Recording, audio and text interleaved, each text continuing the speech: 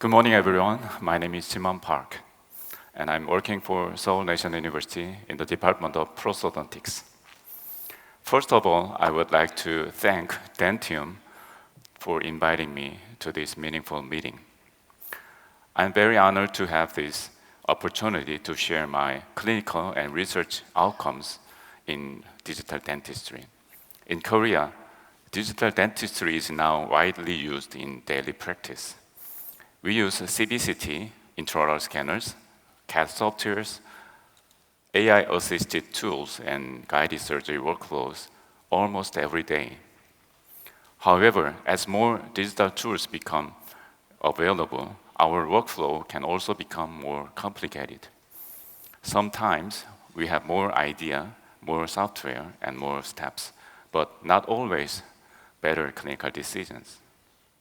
So today I would like to discuss how we can simplify complex implant treatment through a connected digital workflow. The title of my lecture is Optimizing Implant Surgery, Dentistry with Digital Minimalism. In this lecture, digital minimalism does not mean doing less dentistry. It means using the essential digital information at the right moment and connecting it to the next clinical decision. I will focus on the Dentium CT viewer workflow, including CBCT interpretation, AI-assisted segmentation, cephalometric analysis, implant planning, guide design, and prosthetic data acquisition.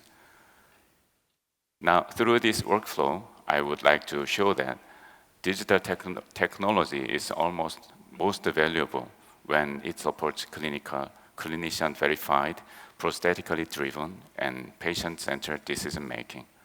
Now, let's get started. Before going into the details, this slide shows the overall workflow of today's lecture. We start from CBCT diagnosis and AI segmentation, which provide the anatomical foundation, then cephalometric analysis and prosthetically driven planning help us connect the skeletal and occlusal information to implant positioning. Finally, guide design and iOS-based prosthetic data acquisition close the loop from diagnosis to surgical planning and prosthetic delivery. So digital minimalism does not mean using fewer tools. It means connecting the essential steps so that each step supports the next clinical decision. The goal is a clinician-verified workflow with fewer information gaps between diagnosis, planning, and execution. Before we review the software in detail, let me first clarify what I mean by digital minimalism in implant dentistry. Digital minimalism is not simply using fewer digital tools. It means reducing disconnected clinical decisions. In many digital workflows, information is often lost, re-entered, or reinterpreted when we move from one step to the next. So the important point is not just like file export. The important point is structured information transfer between clinical decision steps. If CBCT diagnosis, AI segmentation, implant planning, guide design, and prosthetic acquisition are connected in one workflow, the clinician can focus more on clinical judgment rather than on managing separate software steps. This is the efficiency and safety benefit of digital minimalism. Traditional CT viewers were passive tools. You opened a CBCT, scrolled through cross-sections, and made notes on paper or in separate planning system. The modern clinical CT viewer is a difficult category of software. It is an active platform where anatomical structures become structured and usable data. What was previously only a visual impression, such as the canal looks close to me, becomes a labeled, measured, and exportable object. However, a clinical distinction must be stated clearly. The platform supports the clinician's decision. It does not replace clinical reasoning. Traditionally, CD viewers were passive image viewing tools. We opened the CBCT, and it was mainly by visual interpretation. But now, the CD viewer can become a decision support platform after AI segmentation.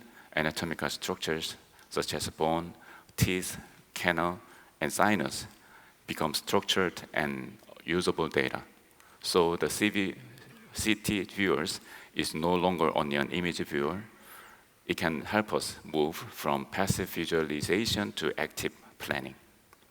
The mandibular canal is a high-risk anatomical structure in implant planning. AI-assisted segmentation can save time by providing a preliminary canal path, but this path must always be verified by the clinician. In particular, the anterior loop and mental foramen and any unusual canal anatomy require careful review. So the message is clear. AI is useful as a starting point, but it is not the final answer. The safety margin must be clinician defined and not an AI inherited. Segmentation is not an endpoint. Interpretation is. Once anatomical structures are segmented and verified, they become the basis for 3 clinical applications. First, anatomical risk assessment. We can quantify the proximity to the mandibular canal, sinus floor thickness, or airway encroachment for each proposed implant size. Second, implant planning boundaries. The verified anatomy defines what is safe and what is not.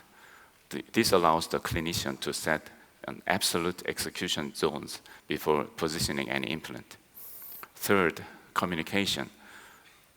Color-coded 3D renders are much more accessible to patients and referring clinicians than raw CBCT data. Each of the applications adds clinical value beyond the act of segmentation itself. After anatomical segmentation, the software can suggest an initial implant position. This is helpful because it gives us a quick starting point based on bone volume and anatomical boundaries. But the important point is that this is only a proposal. It is not a final plan. The clinician must check whether the suggested position is prosthetically reasonable. We need to evaluate the planned crown position, emergency profile, screw access, implant depth, and occlusal relationship. So AI-based implant suggestion can reduce the first planning step, but the final implant position must be adjusted and confirmed by the clinician. After guided surgery, prosthetic data acquisition becomes the next key step. The Elite Pro intraoral scanner, we can capture the scan body, peri-implant soft tissue, adjacent dentition, and occlusal relationship. The scan body transfers the implant position and orientation into the CAD environment. This allows the surgical result to be connected directly to prosthetic design. For natural tooth crown cases, the scanner also captures the margin, occlusal surface, and soft tissue profile. So this step is not simply scanning. It is a point where the surgical workflow and the prosthetic workflow are connected. In this way, iOS data acquisition closes the digital loop from surgery to prosthetics. Here, the bright implant scan abutment was captured using the Elite Pro intraoral scanner. The scan abutment allows us to transfer the implant position and orientation into the CAD software. After scanning, the scan abutment was matched with the corresponding implant library. This allows this software to recognize the implant platform, angulation, and rotational position. Based on this matching, we can design the final implant restoration in correct prosthetic position. So this step connects intraoral scanning with CAD design and completes the prosthetic part of the digital implant workflow. After matching the scan abutment with the implant library, we started the prosthetic design. In this case, the crown was designed first, then the customized abutment was designed and according to the planned crown shape. This is a prosthetically driven approach. The abutment design follows the final restoration, including the emergence profile, occlusal relationship, and proximal contact. The abutment parameters and the internal crown parameters were also adjusted for our milling machine. By optimizing these settings, we can improve the fit, reduce adjustment time, and make the fabrication process more predictable. We also evaluated a natural tooth crown case using Elite Pro scanner. For natural tooth crowns, margin capture is critical. To capture the margin correctly and clearly, gingival retraction is very important because the scanner needs to distinguish the finish line from the surrounding gingiva. With some scanners, the gap between the margin and the gingiva needs to be relatively wide for reliable detection. In this case, even though the gap was not very wide, the Elite Pro scanner could recognize the margin area and soft tissue separation reasonably well. This was convenient for crown design, especially in the digital workflow of my clinic. So the clinical message is simple. Good gingival retraction is still necessary, but efficient margin recognition can make the natural tooth crown workflow smoother and more predictable.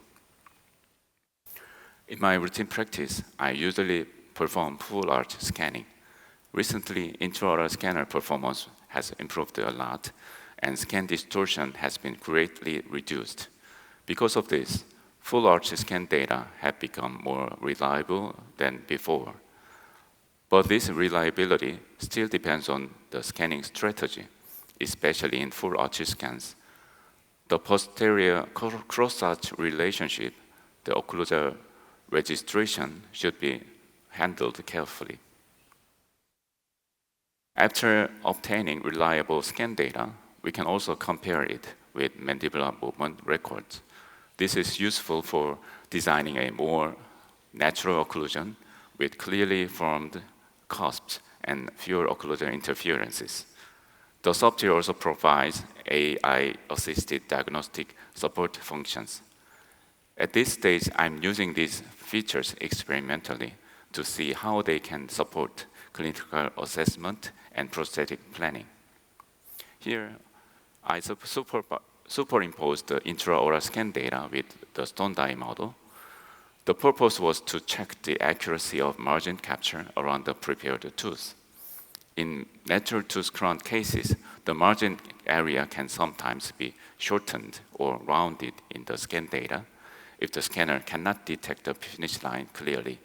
In this case, the margin line was captured well without obvious shortening. This means that with proper gingival retraction and a careful scanning strategy, the Elite Pro scanner can provide reliable data for crown design and fabrication. To evaluate scanner accuracy, we scanned the ISO model using Elite Pro scanner.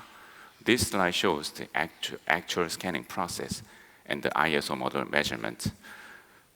The purpose was to assess scanner performance using measurable accuracy concepts rather than rely only on marketing claims or subjective impressions. In this evaluation, scan data were compared with the reference values of the ISO model. This allowed us to evaluate trueness, which means closeness to the reference, and precision, which means which means reproducibility across repeated scans. So the ISO model-based test gives us a more objective way to discuss scanner performance and its clinical relevance. My colleague and I have begun engaged in making international standards for intraoral scanners. So these are currently developing test methods to evaluate the intraoral scanner performance in various clinical situations. So with NXA, I measured the distances among spheres and certain lengths of the geometric blocks. And Elite Pro performed well. Just the DA length distance was in the borderline, but other area, the scanner performed very well. With NXB, all the scores was passed. And even though this model is showing the extreme case, such as full arch, fully edentulous or partially edentulous area, they performed well.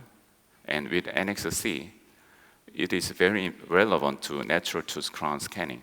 In crown preparation cases, the scanner must capture the margin area and the narrow space between the margin and gingiva. The engraved model evaluates the deep area capture. Clinically, this is similar to asking, can the scanner recognize a narrow and deep circular gap around the preparation margin? If the scanner can capture deeper and narrow areas, it may be more suitable for natural tooth crown cases. And the Elite Pro scanner passed all the exam. In the ISO model evaluation, the Elite Pro scanner showed generally stable performance across NX, A, B, and C.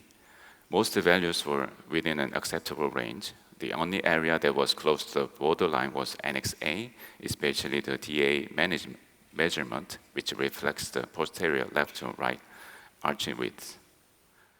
For implant cases, however, we can also use IPG, the internal photogrammetry, with higher accuracies required.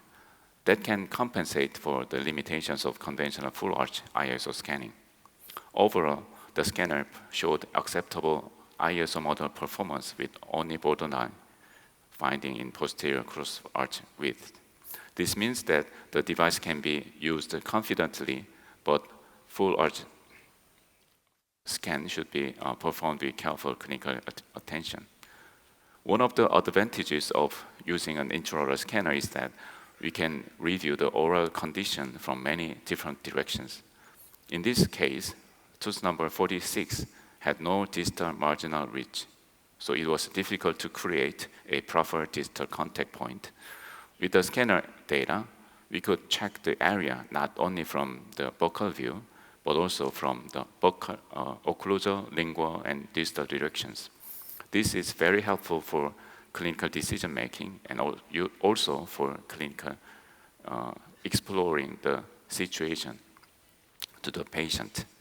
The Elite Pro scanner also provides a very photorealistic surface image. For example, even small scratches on the gold crown were clearly visible. This means that the scan data can be reviewed later, almost like a clinical visual record, even when the patient is not present. So the scanner is not only a device for CAD data acquisition, it is also useful for clinical inspection, documentation, and patient communication. Now I will move to the implant planning part. Here I will show the digital guide software workflow from the beginning to the end using a demonstration video. The purpose is not to review every software function in detail. Instead, I would like to show how CBCT data, intraoral scan data, prosthetic reference, implant planning, and guide design are connected in one workflow. The software can provide useful AI-assisted suggestions, but the final plan must be verified and adjusted by the clinician.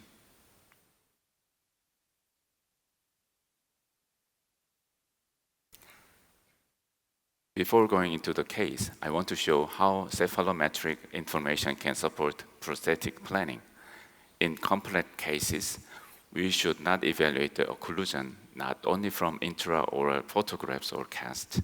The skeletal pattern, mandibular position, vertical tendency, and occlusal plane all need to be considered together.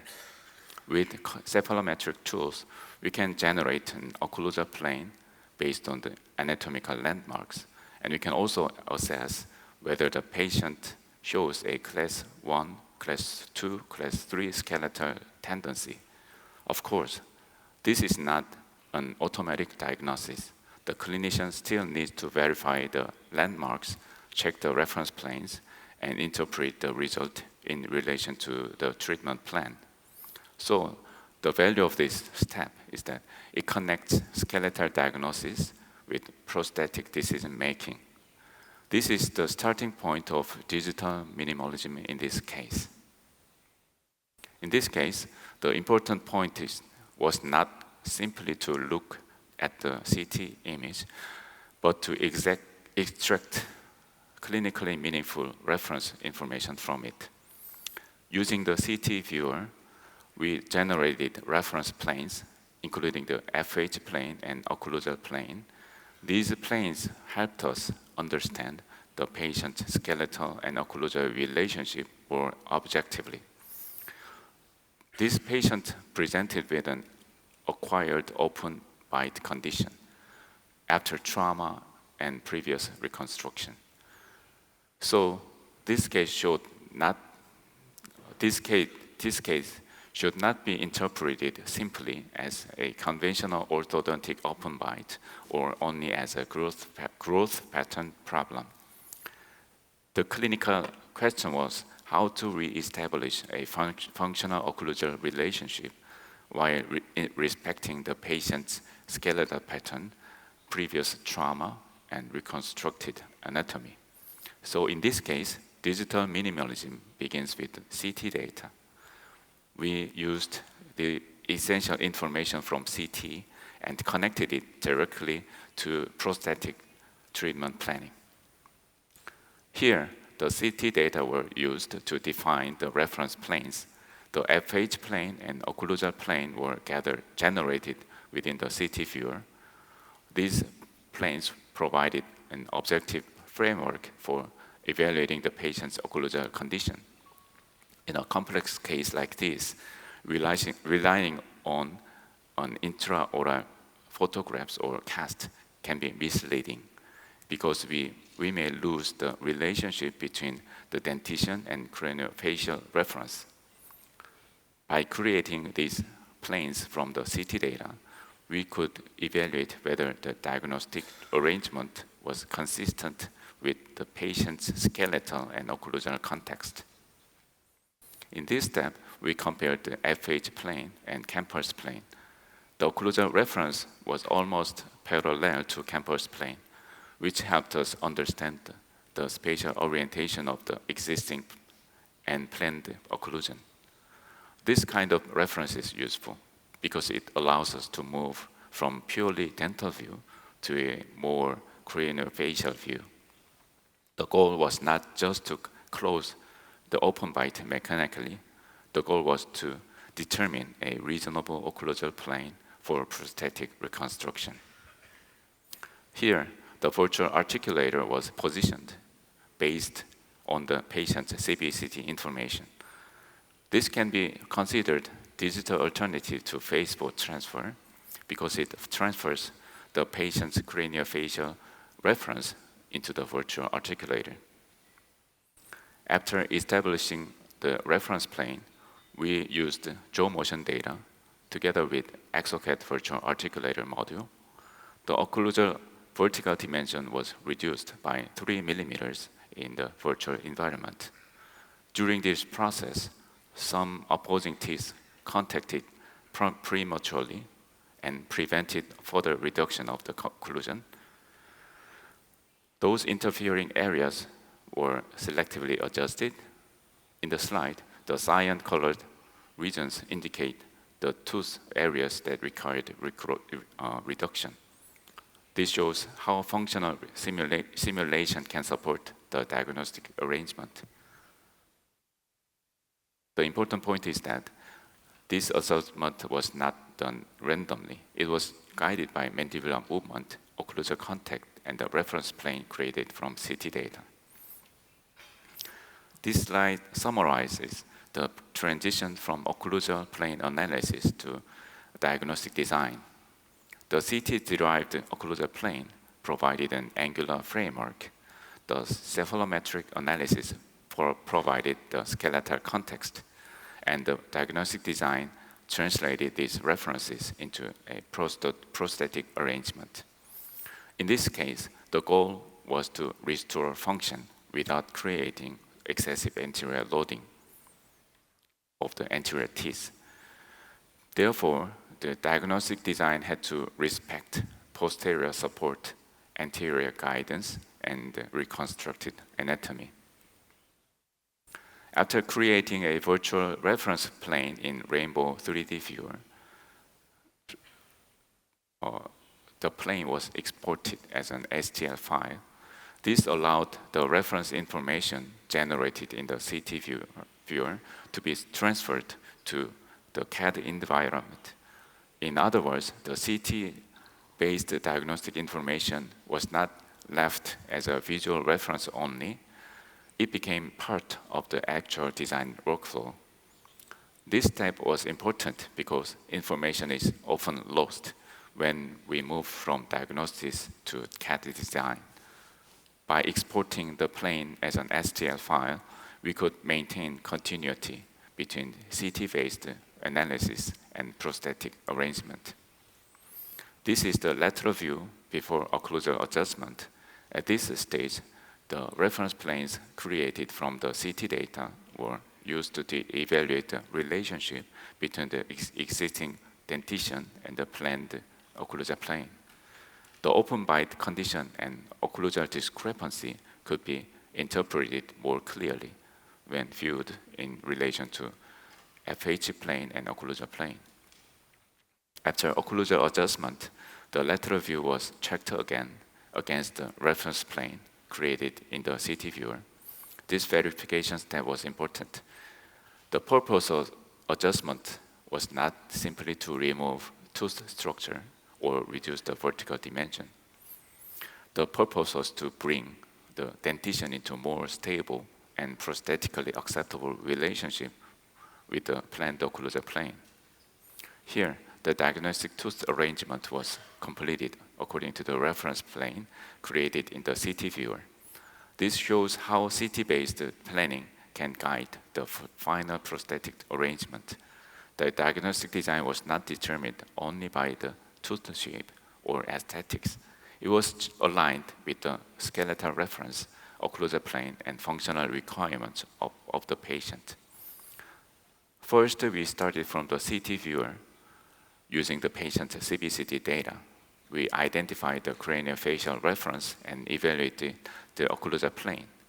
The purpose here was not just to visualize the CT image, it was to extract reference information that could guide the later prosthetic design. So from the beginning, the CT data were used as a diagnostic foundation for the digital workflow. Next, the cephalometric analysis was performed using the Rainbow cephalometric software. This allowed us to evaluate the patient's skeletal pattern, mandibular position, and vertical tendency. In a complex open bite case, intraoral findings alone are not enough. The occlusal problem needs to be interpreted together with the skeletal relationship and craniofacial reference. Here we analyze the cephalometric landmarks and measurements.